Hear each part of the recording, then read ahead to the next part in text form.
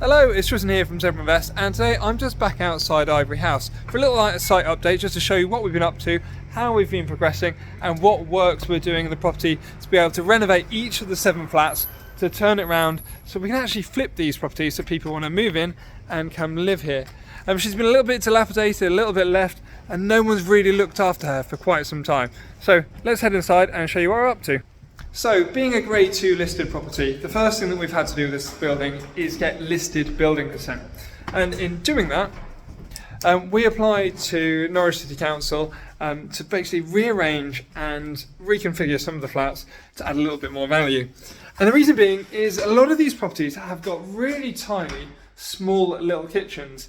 And small little kitchens just don't really kind of suit the open plan living that people are now looking for. And we had a nice little bathroom. And again, a little bathroom could be something a little bit more special. So I'm just in flat 2, and flat 2 sits at around about 100 square metres, and she's a colossal property. So in here, I am just standing inside what was the living room, and the previous tenants who used to live here, and they used to actually have a pool table in the middle of the room, and they used to have 2 sets of drum kits at the back of it. But what we're going to be doing is putting a corner L-shaped kitchen in, extraction in the top corner, and suddenly this will be the open plan kitchen living room. And in making this the open plan kitchen living room, this adds a fair bit of value to the unit.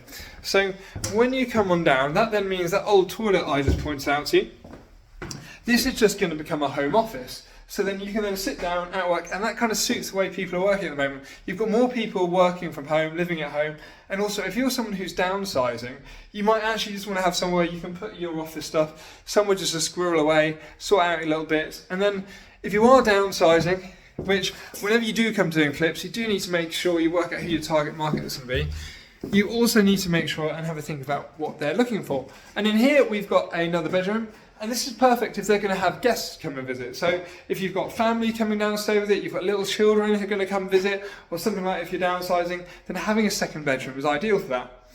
And then it comes through to the main bedroom on this one. It's a colossal bedroom. But you can see I can walk through the whole building and explain exactly what we can do for the whole thing. But in here it is huge. It's a huge, huge bedroom. And then in here we're simply going to be restoring it. So the bit and the theme of this project, as we'll go through and you'll see, is we're really just trying to keep the main stables of the building whilst actually kind of modernising it to suit what people now want. The building was last refurbished in about 2000, and having spoken to John Howard, he said he was the last person to have renovated the building. But we're going to be replacing the old lights, putting new wall lights on with new antique brass ribbed style glass, which should look really good. And then kind of just modernising it into the way that people would like it. But the building really had problems with it. So if you watched my last video about Ivory House, you will have seen I pointed on the outside of the building. We had a lot of damp coming in. So much so, we actually had a buddleia, a tree growing in the side of the building. And that forced all of the bricks apart and caused water just to pour through. So when we came to buying this property, it meant it could only be cash buyers or buyers using bridging or development finance to be able to buy the property. And in doing so, that really limited the number of buyers to be able to pick it up. And in doing so, it meant that we've ended up buying the whole building for £1,030,000 for 7 flats. And that price in Norwich is just unheard of. So in doing so, by the end, once this flat's all finished, it should be worth something around about £325,000 to £350,000, which should be a significant uplift. One of the bits you may have noticed that we've done with this property is we've got signs for whether it's a site office. You've got your health and safety and your first aid notices, sign in, sign out, and we've got facilities for guys working here on site to make sure they're happy and safe whilst working here. Look, let's head upstairs and show you another one of the flats we're going to be doing and show you what exactly we're going to be doing there. So I'm now upstairs in flat 6, which is exactly the same as flat 4. And one of the bits earlier I mentioned was about listed building consent. And where it is a listed building, we have to go off to council and ask them for permission to do various bits and bobs. One of them includes the doors. So throughout the building, you can see these ones are quite large, wide spaces on them, whereas some of the other ones are much smaller. So we actually had to produce what's called a door schedule. And within a door schedule, it showed every single different door in the building, so then they can work out whether it's listed or not, or whether it's one that they'd like to keep within the building. The next bit that we've done is we wanted to have an open plan kitchen living space. So I'll flip you around. So we've got this large living room area, which you can see here.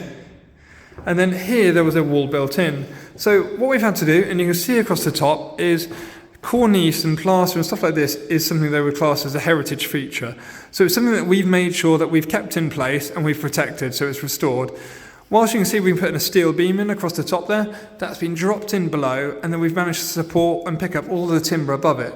That way, when someone then comes to look at it and check that we've done it all correct, it complies with listed building consent. It's what work we had asked to and we have completed. The other thing you can see here is when we've taken the wall out, we've actually found a structural piece of old timber scaffolding that would have been in the building. And again, when we've done this, is we've realised we can't cut, because we don't have listed building consent to do so, we can't cut the wall any further back to open it up to be able to find what's supporting this. So instead, we've simply cut, we've filled in the section above and below it to make sure that we're doing exactly what we've been asked to do.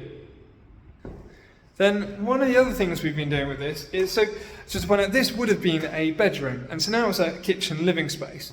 But in doing so, when you come through here, we had a kitchen. And you can see it's quite a long but thin kitchen. And there was, throughout the building, they've got a lot of the same thing. But what we've done, and you can see behind me, is again, we've got listed building consent to open this up. And then we have then put in a set of timbers just to support the wood that's above it. We're putting in a new door frame. And then that allows for a corner shower to go in here, a quadrant shower. Allows us to have a freestanding bath just here. And then we can have a sink and we can have a toilet as well. And we've already had a chat with our building control team. And with building control, they have said they're happy for us to have the boilers in the bathroom so long as they're all boxed in. So that's exactly what we're going to be doing. Then what we've then done is, I'll come down further, but we got in here and we found a whole load of graffiti through the building, and it's really suffered with damp. So we're on the case and fixing that as well. And one of the bits we've got here is all the electrics around the property were last done, I said earlier, in 2000, but having been done in 2000, they're not too difficult to modernise. I'm going to be putting all new faceplates in, putting new consumer units, so the whole property and building is all up to regulation and specification. Then here, this used to be a bathroom. And I'll flip it around so you can... But you can see it's actually really quite a decent sized room. And what we're simply doing here is we've stripped all the bathroom out. It's probably about 2.2 metres wide or so. And then what we're then doing is we're just about to plaster it all in. We've run all new pipe work across for all the radiators. So then we're going to get all new radiators in there. And then next door to each of these on this floor, they have these rather nice sized bedrooms. Slightly odd sized bedrooms, a decent sized bedroom as well. And to see the whole idea of the building being a nice period property, we've also got a whole load of cast iron style radiators. So it kind of really leans into the fact that we've got a historic building that's being modernised the way that people want to live. But one of the... we've got another flat, but I'll show you that another time. One of the downsides of buying this building is it comes with we've bought the freehold to the building. And the benefit means that when we sell in future, we can sell to everyone with a share of the freehold. So they will own a part of the building, they'll have part of the responsibility for maintaining and looking after it, but they'll use a management company for it. But with that, that means we need to make sure, before we sell them, all the fire systems that are already in the building, all the existing ones, the communal areas which haven't been touched in ages, need to all be up together. We've replaced all the radiators. You need all your lighting system to be working correctly.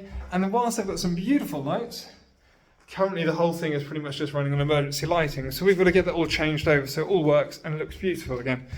And the same thing goes through the building. One of the bits we found is even like the electricity bill just for the communal areas was coming up to around about £100, £120 a month.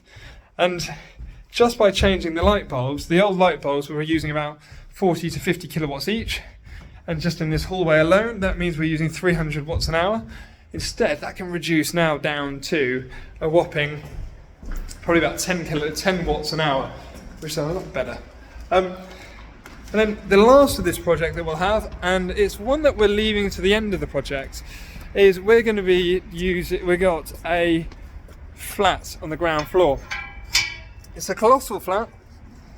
And it's got roughly 180 square metres, I won't pop in there at the moment, but it's just in here. And with it, the previous owner had decided to start converting it into 2 separate flats, but they didn't have listed building consent, neither did they have building control on sign or planning permission to be able to do it. So they got a stop notice put on them for converting this flat into 2, but we've since got listed building consent to be able to convert it and put it back to 1 property, and our building control are happy with us putting the whole place together. And so soon Ivory House will all be turning around and looking beautiful. But just to give you an idea, next week we have got the kitchens being delivered for 3 of the flats. So once they're coming in, I'll show you how they're starting to come in and how the place is turning around. So we're hoping by June to have all of the 7 flats all completed, renovated and on the market.